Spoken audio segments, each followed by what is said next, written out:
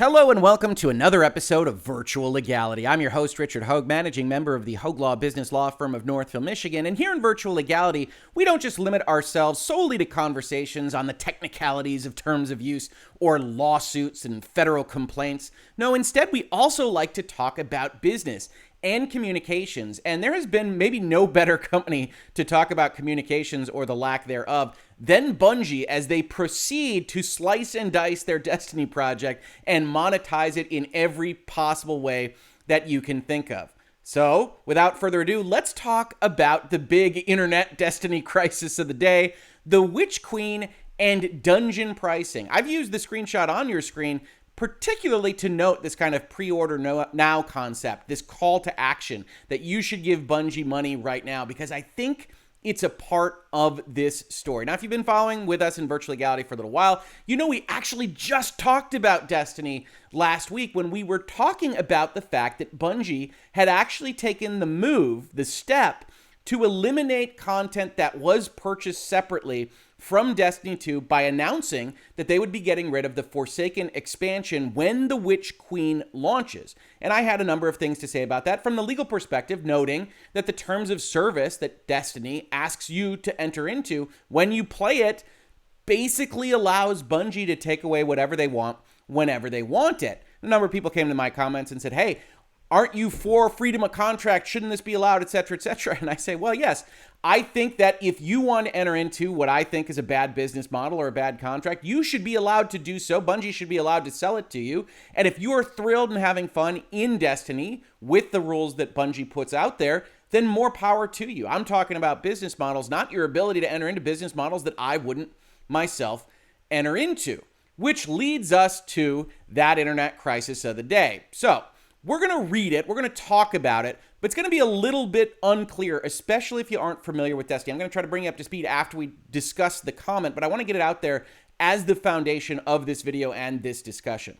So this is from a community manager at Bungie called Cosmo23 in a Reddit thread just about a day ago now. You can see already the Reddit upvote downvote percentage is negative 2100, so this isn't doing very well in the Destiny community. It says, hey everyone, we've seen some debate around the new dungeon content and wanted to clarify how it will be delivered next year. If you get the digital deluxe edition of the Witch Queen, you will receive the expansion, all 4 seasons for the next year, and the 2 dungeons. If you get the standard edition, you can still upgrade to the deluxe edition to get the dungeons later. We will also be offering a separate way for you to purchase the dungeons in the future, but they will not be included in the season passes, and we will share more info on this closer to when this content is set to go live. Now, if that was indecipherable to you, I don't blame you, and that indecipherability is a part of this story. If you don't play Destiny right now, this kind of wall, this gating of content that is almost indecipherable to me, who's looked at Destiny and how they sell their content for a long, long time now, is a block for bringing new people into the fold, which is something that current players are interested in. You want to have a live services game that is robust, that is vibrant, that has people continuing to join the fray, and this sets up a block. How do you explain this to someone? Maybe you point them to this video when I'm done, but other than that, this becomes a problem in actually selling the product. And in order to understand why, we need to break things down a little bit. So Cosmo on the Reddit thread talks about a couple of things. First, the expansion. That's the Witch Queen itself. If we scroll down here, you can see in the standard edition, you get an expansion to Destiny 2 called the Witch Queen that has a new campaign. It has some new features. It has a new raid. It's what you would expect from one of these things. And if we can go look at the pricing, we see that that's $40, which is pretty much how Bungie has priced these things out. Your mileage may vary on whether that alone is worth it to you, but that's pretty normal. However, like everywhere in the video game space, you can give the company more money, and if you decide to do so, you'll get a deluxe edition. Now, you also heard reference to seasons with respect to Destiny. The easiest way to explain seasons is to think about them as a battle pass. For a set number of weeks, I think a couple of months usually, you will have a set of things that you can earn by playing the game in season 16, 17, 18, and 19. And that's designed to represent a year. They're designed to be about a quarter long. And so if you want, you can pay all of that in advance. You can, instead of giving them $40, you can give them $80, doubling your price but getting this deluxe edition, which says it includes those access to the 4 seasons and, bullet point, 2 dungeons to be released in year 5, this calendar year that's going to follow the Witch Queen's release. It also suggests that those things go together. Why? Because if you actually have followed the progression of Destiny 2, then dungeons have been given, quote unquote, for free as part of being up to date with the Destiny experience. If you're not familiar with the entire concept of dungeons, I can't blame you either. I've pulled up a gamer article to discuss them with you. It says Destiny 2's dungeons offer the mechanical complexity of a raid, which is a 6-person concept, in a much more manageable 3-person environment. Unlike raids, determined and skilled players can attempt to solo these missions, requiring a degree of mastery that no other PvE activity demands, excluding solo Grandmaster Nightfalls. Just more words to put in your Destiny stew. But suffice it to say, dungeons, very, very popular, very much more approachable for folks that can't bring 6 people together, but instead can bring 3 people together. And throughout the history of Destiny, 3 of them have been released as part of being up to date with the expansions and seasons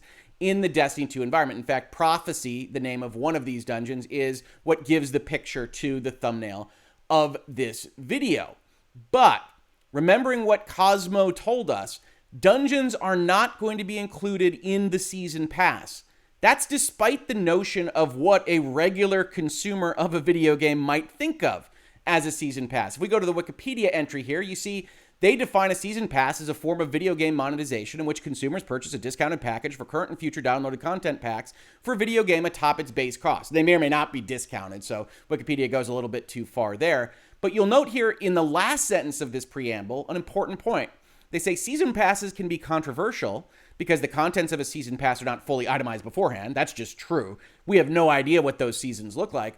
Or may not contain all planned DLC, with some instances of season passes being called scams by the gaming press. So understand what's happening here. They are saying that they have DLC that's going to come out during these seasons, and they're not going to be included in those season passes. Now, they might make that obvious at the time these seasons are sold. It's a little bit unclear, but certainly just from the outside looking in, if you aren't reading the Destiny the Game Reddit, and you didn't see this particular post, or you didn't read the articles about it that happened when this post went out there, if you're just thinking, hey, I'm going to buy the Witch Queen, I'm going to spend $40, I don't know whether I'm going to have $80, I'm just going to go and buy seasons when I want to, and they'll come with whatever they come with, presumably the dungeons that relate to those specific seasons. They said, no. Even if you've bought seasons 16, 17, and 18, we'd still like more money when these dungeons are released. It becomes almost impossible to keep track of, and worse, from my perspective, who has talked about business models in video games. And I just recently talked about a game that released and had an embargo on its review date until the actual release date, but nevertheless was using things like these pre-order instant unlocks to incentivize you to give them money. You've got these pressure points in this business model that says you just need to trust us. If you trust us, you're going to get a benefit of dungeons, the things that are some of the most popular content in our game. And if you don't trust us, we're going to charge you for your lack of faith. And that's what Bungie goes and says to its populace. So it's doing a couple of things here. It's confusing everything. It's making it more difficult to bring more people into the flow of the game. It's very hard to explain, and it's charging people effectively for what they hope will be good content for not believing in a company that is also at present vaulting stuff you've previously purchased.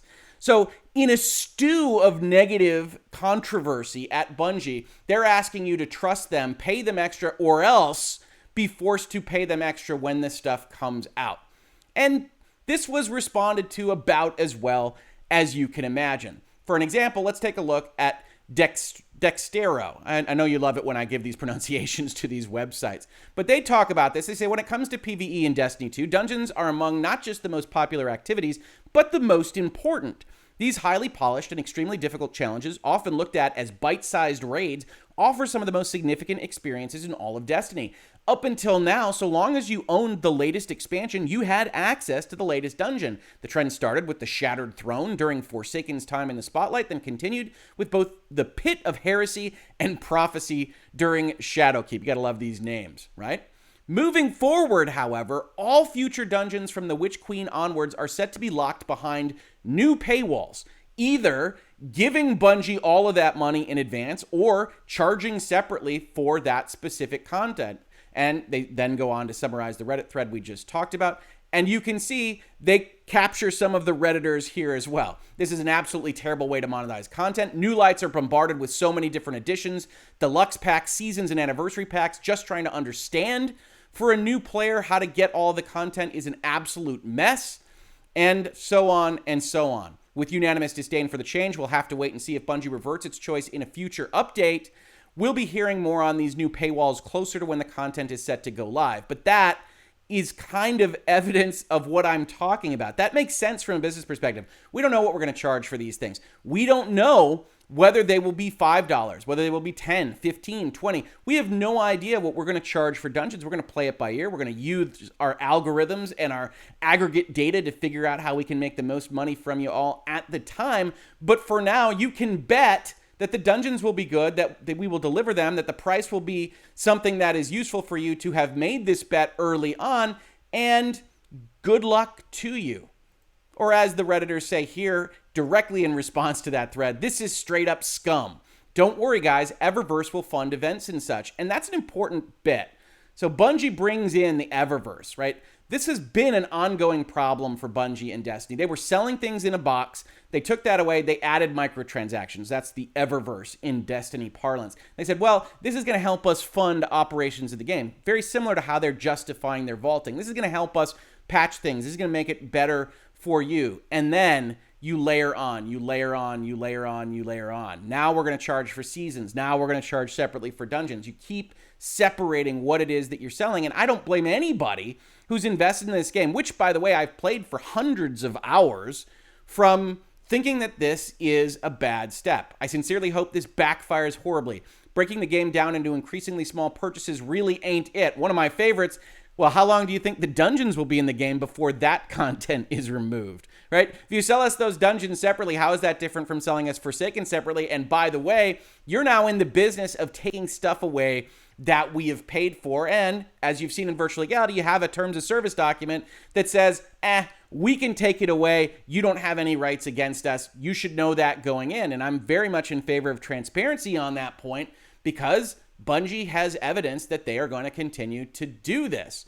Now, there aren't the only things that Bungie has had a problem with. One of the people that has really brought these issues to the fore is a gentleman by the name of Paul Tassi over at Forbes. You don't have to like his writing. I tend to like what he's doing. Certainly, he is one of the folks that is most prominent in talking about Destiny issues and live service games issues. He clearly has a love of the genre. He's playing all these games all the time. And he said in just April of this year, I'm not paying for a transmog time gate. Destiny had put in the ability to transmogrify your armor sets to look like you want to look, then put a cap on it, and then said, hey, if you want to skip that cap, you can always pay money. Or as Mr. Tassi says here, given that most seasons introduce around 2 armor sets on average, it essentially means you can never catch up, and it will take you something like 15 years worth of seasons to grind out just the current sets of armor in the game, unless you pay to skip all that and dodge the cap by shelling out for silver. So Destiny, in this year alone, vaulting issues, transmog issues, charging issues, now dungeon issues. And Mr. Tassi, of course, talked about this today. It's paywalled as a more recent article. I will link it because I think it's very interesting. And I will include here the quote that he put in. Destiny cannot afford to break itself down into any more disparate pieces. It's a bad look and only adds to the confusion that has been building with the current model for a long time now. They need to create a more coherent content system, not a more confusing one. And that's all they're doing here, even if on its face, the solution, get the deluxe edition, doesn't actually cost more than what players would normally pay. And there I have a small disagreement with Mr. Tassi. He's right in terms of monetary amount. 40, 80, they're saying you can upgrade to the deluxe, you can pay them another 40 at a later time. But if you're unwilling to commit to that at that point in time, the dungeons still cost extra. So you might be able to wait out a season, possibly. But once you want to get into that season, you can't buy just the season. You have to buy all 4, regardless of whether or not they're out or not, in order to get those dungeons for quote-unquote free. Otherwise, you're at their whim. Now, in terms of communication, I would say that Bungie screwed up here. right? One of the things that I would offer is that it would be worthwhile to acknowledge what Dextero, and I know I'm getting that name wrong, so I apologize in advance, said up front, said, hey, these things used to come for free, or at least with the expansion that you purchased. Bungie would be wise to acknowledge that and to at least start to put a pretty face on it in some respect. Hey, say, whoa, we know they used to come as part of the expansions, but we have found that we're spending a lot of time and effort on them, and we want these next 3 dungeons, what have you, to be the biggest ever, to be the most successful, and that's going to take even more effort above and beyond what we're otherwise charging for the season passes. Now, you can ask the question, look, why aren't you just charging for the season passes more money to incorporate when those dungeons would be? I doubt they have a very good answer for that, other than the fact that their bean counters, their accountants, their financial folks love to get money early, and love to get money early when they've also put in their terms, hey, you don't know what you're going to get in these seasons, so if they just seem like they have a little less content, they're a little less satisfying, well, sorry, maybe you won't buy it the next time, but we'll worry about that when we're trying to sell that next set of seasons. So at the end of the day, I look at this as a model that has the very same problems as pre-order bonuses, asking you to commit to something before you know what it is, now with a company that has all sorts of issues in communications, in charging for things, and has, in essence, offended through its communications or its business model, a big swath of its player base. Now, some of you will come into my comments, tell me, hey, that's just the vocal minority. That very well might be true. I am not in the business of telling you how to feel about the games that you play. If you love it, great, continue to do it. If you think this is worthwhile, if you think $80, no problem, what are you even talking about, Hoeg? That is 100% fine. But the more folks that agree with you there, that buy these kinds of things, that accept this kind of parceling out of these types of business models, the more likely you are to see them more often. So make your decisions. Absolutely vote with your wallet. Vote against me. That's fine. Each individual can make their own choices.